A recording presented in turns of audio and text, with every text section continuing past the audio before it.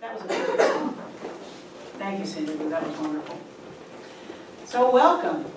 Welcome, welcome. So today we are continuing our series on love in action. I love those words and I love them together. Because when I think of love, I think of getting up and acting and serving and doing something, not with kind of grim determination.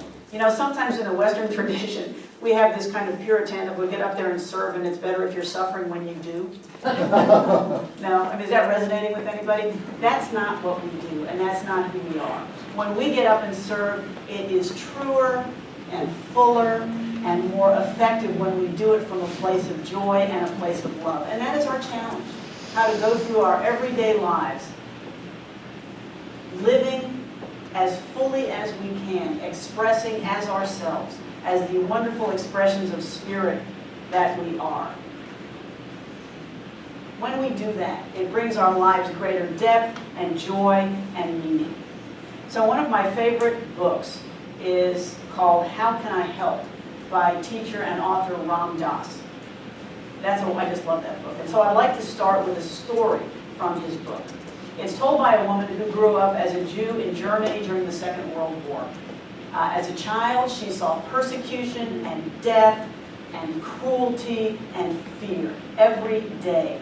After the war, she was very bitter for a very long time. She moved to the United States, she married, had children, raised a family, and they all left home. After her kids left home, she decided that she needed to get out and just fill her time with something else. She wanted to volunteer and be of service to others, but she really didn't have a clear idea of what she was able to do or what she wanted to do. How many of us have been in that situation? I want to get out and do something, but I don't know what my talents are, and I really don't know where I fit in. She also didn't think that she was qualified to do anything, which after somebody has raised a family, as a parent, I think you're qualified to do pretty much anything, but that's just her.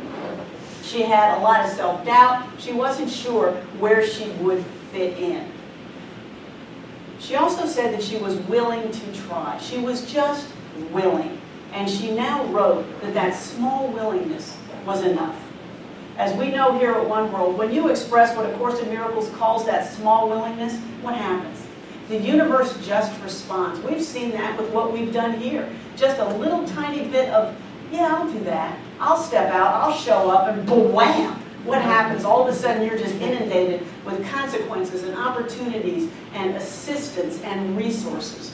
That's what happens when you express just that small willingness. Anyway, she said, yeah, I'll just be willing to do something. So what happens? An ad appears in the paper, and it reads, if you love animals, come volunteer at the zoo. How hard can that be? You go volunteer, wear a vest, you show people around, that's nothing. So she did, and she started working at the zoo as a guide.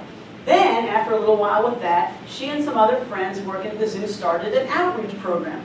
They would bring animals and birds and reptiles to people who could not visit the zoo. So they went to mental hospitals, they went to cancer wards, they went to burn units. They went to any place that folks could not get out and visit the zoo. They went to some places where the residents or the patients would never walk out of there. But they were lifted up by being around these animals. Her first impression was that she was shocked by seeing so many people who had just given up on life. Have you been in some of those places? People are just, they find it hard to see over the horizon of what's next, of what's hopeful, of what's renewing. And she saw people who had just flat given up. But she also wrote that she witnessed things that she had never dreamed of when she answered that ad. So on one occasion, they visited a cancer ward where a man was angry and refused to come out of his room. So she stood in the door and she asked him if he wanted to pet the animals, if he wanted to touch the animal. And he held up his hand and he goes, with this? And she saw that cancer had taken his fingers. And she said, you know, what do you do with an experience like that? She said, well, you can still touch them. Just let me hold it up and you can still touch them. So he began to stroke the animals, I think it was a bird, with his hand. And as he did, he just grew warmer and he grew softer and he started to cry. He said, this is so beautiful, I will never forget this. So what did she do? Just that simple act of connection and love. He forgot about the cancer, he forgot about the disability, and he forgot to keep focused on the future which he saw was so bleak. All he was focused on was right then and what he was doing with that bird. This is so beautiful. I will never forget this. They also took the animals to a mental ward, and on this occasion, they had a snake. I am not a snake person. When I was growing up, I had a friend who had a python, and he would take his python for a walk like down the street. Like, who does that? And he just like, there he was with his python. I'm like, okay, you know, it's a big world. Anyway, so they took this snake to a mental ward. And one of the inmates began to scream because he saw the snake and he just decided, I think he made a biblical association, and he decided the snake was just evil. So he's screaming, evil, evil, evil, but she kept talking to him, and he kind of calmed down, and she said, do you want to pet the snake? And he did. And he just walked past that fear, and as he's petting the snake, he says, oh, it feels so beautiful. It feels like gold. It feels like gold. And he just completely calmed down and turned around, and she wrote, it's just something to behold. It's as though you're in the presence of little miracles. To see another person feel the beauty of life, to see their pain transformed, to see an anguished face begin to soften. I never had been touched like this before. And she went to some places that were more challenging. She writes about how they took some animals to a criminal forensic unit, a locked ward, of people who had committed murders and horrible crimes and were deemed too mentally unstable or insane to go to prison, so they put them in a locked forensic ward.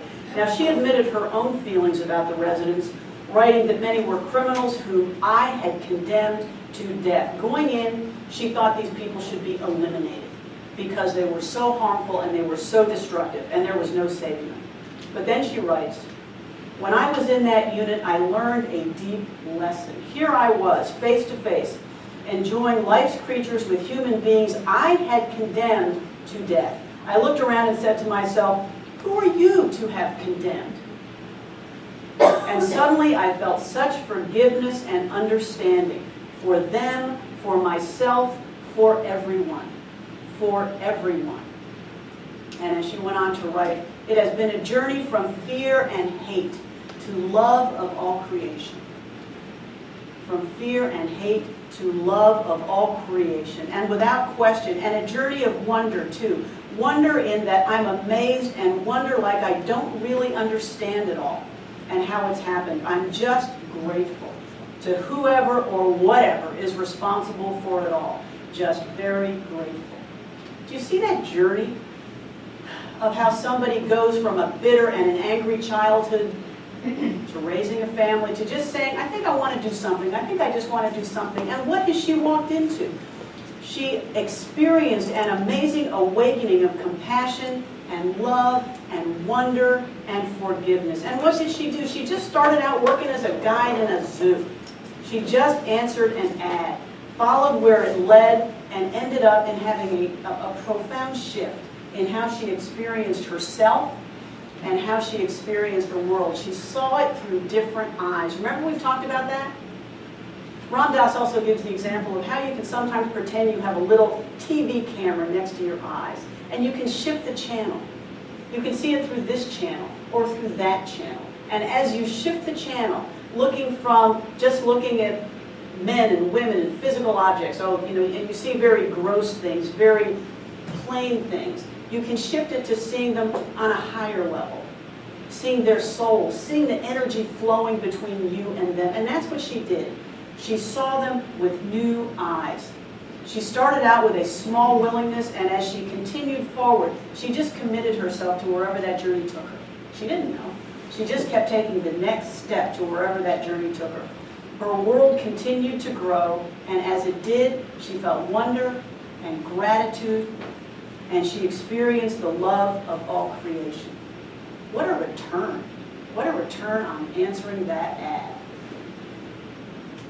You know, it's funny, but many of you know that I have kids at home. Now they're young adults. If I call Nick a kid, I'll hear about it for the rest of the day.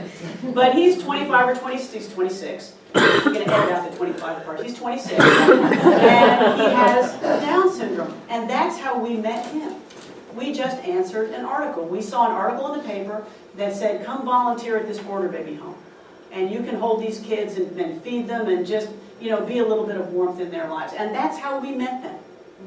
Nick and Catherine and Evan all. And look where that journey has led. Just that small willingness. I still remember that day. It was August 29th, like 1989. I said, I think I'm going to go down there. And I did, and here we are. It's just that small willingness which leads you to places you never imagined you would go. And the riches that we have gotten from them are just beyond speaking. In his book, The Active Life, Parker Palmer writes, to be fully alive is to act.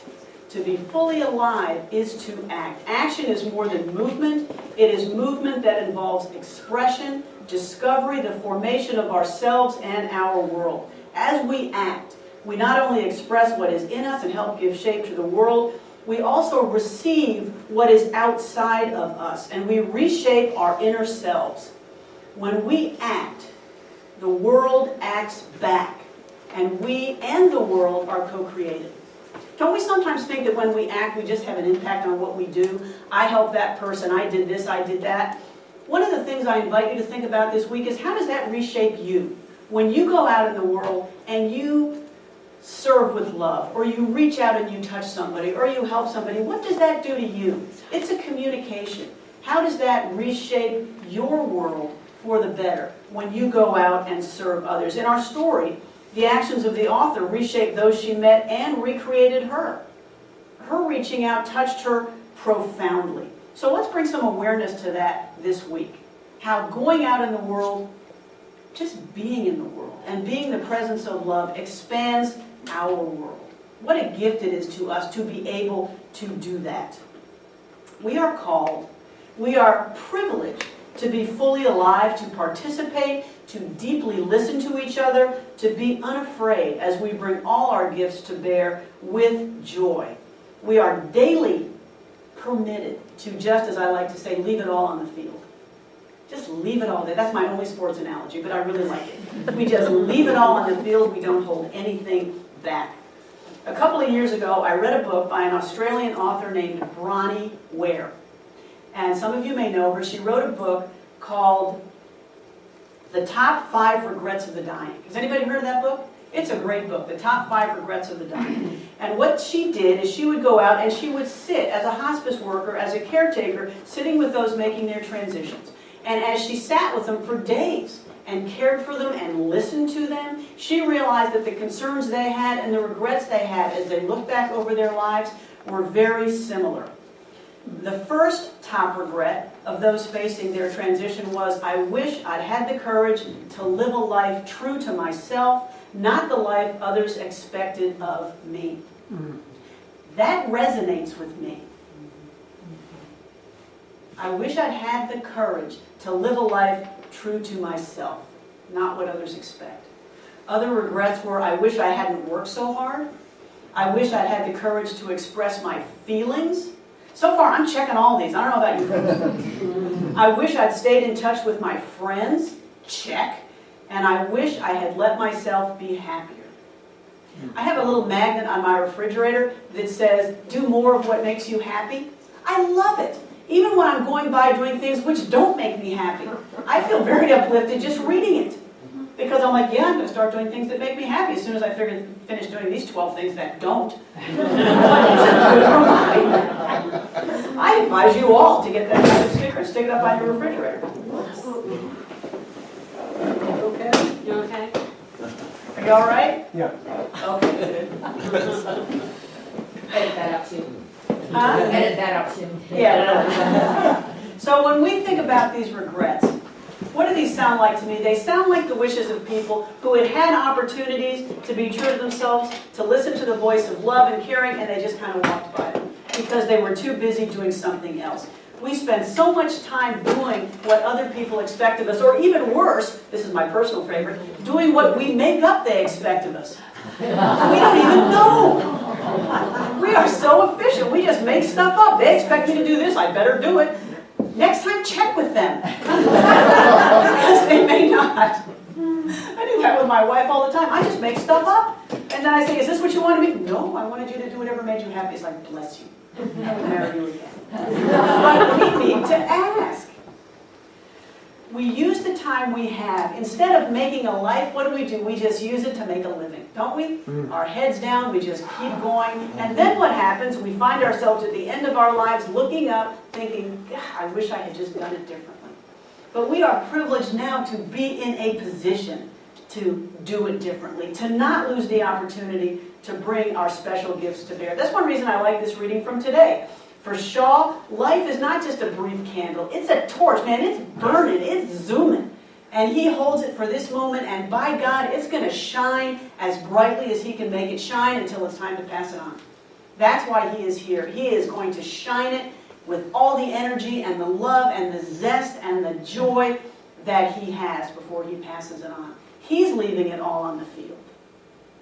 And that's what we are invited to do as well. Okay, so the next question is, what is stopping us? Why are we not all sitting here just elevated 3 feet off the ground? Why not? What is stopping us? Is there a huge kind of impenetrable barrier that just stands between us and living our full joy? No, there's not. The problem is we create our own walls. We create our own barriers in our own minds. And then we look at them and go, damn, that's a big wall. Whew, how am I going to get around that? Who put that wall there? Well, I guess I can't get around under or through that. And it's something that we have created ourselves. And we just look at it and go, man, that's too bad that's there. I guess I'll just go back to work and I'll do something else, or I won't do that project because it's just too hard. Somebody else can do it better. I'm not that kind of person. The list goes on. I've used all those excuses. I know them. We just talk ourselves out of it, looking at that big wall that we have constructed, and we say, nah, we hold back based on fear and caution. You know, here at One Word we talk a lot about fear, about how that limits us. Caution does the same. And I'm not saying go out and do things that are imprudent or unsafe. Did you ever see that picture? I wish I had it. I've used it once before. But it's this picture of this dog, and he's like 2 feet above the ground. He's got this joyous expression on his face, and he's just zooming through the air. And the caption is, live like somebody left the gate open. Have you ever seen it? He's like, yes, somebody left the gate open. And I just look at that, and it just lifts my heart up. He's living like somebody left the gate open. I showed it to a friend of mine, and she says, oh my God, he's probably going to be hit by a truck. How can two people look at this picture? Okay, you know, that's fine. I just saw such joy in that picture, and it made me want to just live 2 feet above the ground like somebody left the gate open, and I am running through it. Ram Dass writes, our ego says, keep the doors locked and we'll be safe. But our heart says, I don't want to be safe. I want to go out that door. I want to live in joy. And our ego responds, better safe than sorry. Okay, so what does that mean? It means we just don't do it. We hold limiting definitions of ourselves. I'm just not that kind of person. I can't do it. I don't know how to dance. You know, I was talking to a friend of mine the other day who's a horrible dancer. And she went to a party and she spent the whole time on the dance floor. Good on her. Because she decided that she was just going to get up and dance. What was that line from Florence Foster Jenkins? People can say, I can't sing, but they won't say, I didn't sing. It's great. I mean, it's that movie about that woman who couldn't hold a note in a bucket. But she just loved to sing opera. It was a Meryl Streep movie. Great movie. I encourage you to see it. And at the end, she's dying, and she said, nobody could say, you know, people may say, I can't sing, but nobody will say that I didn't. You know, you don't want to die with your song unsung, even if you can't hold a note. It's your note, and it's good enough. So, here's a question I just posed. What are the walls that we have built? This is going to come up on Wednesday for those who attend our community circles. What are the walls that we have built that stop us from fully expressing the love and the joy that is in us? What has stopped us from stepping fully into life? And even better, how do we get around it? How do we look at that wall and say, you are paper mache, bwham, I blow you down. Just, there goes that wall. And I'm just going to walk into life and I'm going to walk into joy. How do we do that? Because it's something we can do. We need to be aware of what life is calling us to do. Opportunities will present when we are ready for them. Don't you find that to be true? Now, the other thing is we may not think we're ready. That's the next fun trick. They may show up and we may not think we're ready. I always remember the story about Moses. You know, when God says, Moses, you are going to lead my people out of the promised land. Moses couldn't speak. He had a stutter. And he had a brother who was a lawyer. So Moses said, no, you got it wrong. Use him. Give it to the mouthpiece. He can do it. Aaron can do this lots better than I can. No, it is not Aaron. It is you. And he took that up and he discovered the gifts that he had, the faith that he had, the strength, the light that he had. And he would not have discovered it if he had not said, I think I can step into this. I will be willing, there's that word again, I will be willing to step into this. And how many times have we found that? When something comes up and we think, I can't do that, I'm the wrong person. Isn't there someone else who can do this better? And the voice inside of you and your life circumstances are going, no, it's you. This is yours to do. And you find your gifts as you walk into that challenge. I have found that to be true. And I am guessing that many of you in this room have found that to be true as well. I was doing some research. You know me, I love to research, and I use, as we say, the Google because it's there. And I found out that the phrase, the caution that is most often repeated in the Bible is fear not. Be not afraid. Fear not. And why? Because when astonishing things happen, when big change is going to happen, what do? We step back. We put up those walls. We say, no, I don't want change. I have dinner at 6. I got to go home. I can't go out and be amazing. Fear not. It's the word that gets us over that hump, that lets us step into what we are willing to do. Parker Palmer writes, the core message of all the spiritual traditions is be not afraid. Be not afraid. Rather, be confident that life is good and trustworthy. In this light, the great failure is not that of leading a full and active, vital life with all the mistakes and suffering such a life will bring, along with all its joys. Instead, the failure is to withdraw fearfully from the place to which one is called. The failure is to withdraw fearfully from the place to which one is called, to squander the most precious of all our birthrights, the experience of aliveness itself. The experience of just being alive. That can be scary, because we don't know where it goes. Sometimes it's messy. Sometimes we can't see over that horizon. It can take us to places we don't plan. That's a scary thing. But sitting it out on the sidelines is not comfortable either, as Bronnie Ware found with the folks to whom she gave care. Joseph Campbell teaches, people say that what we're all seeking is a meaning for life. He disagreed. I don't think that's what we're seeking. I think that what we are seeking is the experience of being alive. It's so funny, when I say that, the experience of just being alive, do you feel the energy change? Isn't that a hope we all hold out? Just the experience of being alive. And we've all done things that give us that energy. I'm sure when Cindy Lou sings, she feels alive. I'm sure when she feels that connection with her audience, when she feels the joy just coming back at her, she feels alive. And we do the same thing, whether we're singers or teachers or lawyers or artists, consultants, whatever. We've all been in that flow when we just feel alive. And the way we achieve it is by just saying, I'm not going to pay attention to that wall. I'm going to look into my gifts and I'm going to keep going. And there's another secret. We keep going where we are, with what we have and with what is in front of us. One of the greatest limitations I have found is the fact that we say, well, there's hunger in the world, there's pain in the world, I can't fix it all, so I'm just going to stay home and have a Merlot. Okay, fine. Maybe I can't fix it all, but I can fix that. It's like that starfish story. Do you remember that starfish story? All these starfish on a beach, and there's a little boy picking each one up and throwing it back. There's hundreds of them. Some guy comes up and says, there's hundreds on this beach. You can't save them all. You can't make a difference to all these. And the kid picks it up. Made a difference for that one. Made a difference for that one. And you just keep going with what is in front of you with what you have. Even if you can't fix it all, none of us can fix it all. But we can fix what is right in front of us. And that is what brings us joy, and that is what brings us connection. William Blake put it this way: if one is to do good, it must be done in the minute particulars. I love that. It must be done in the minute particulars. General good, I'll fix it all, is the plea of the hypocrite, the scoundrel, and the flatterer. Those who are going to do good, get up, walk out the door, and do it to that person. Because the face of God is the one that is right in front of you. And that's what we do. That's all we can do. That's how we connect, and that's how we show the true expression of God that we are here on earth. So let's just not become paralyzed by the walls in front of us, by the walls that we build. They are nothing but tissue paper, and we can blow right past them. Let's go out and express as the love that we are without fear, without caution, just because we can, and it is ours to do.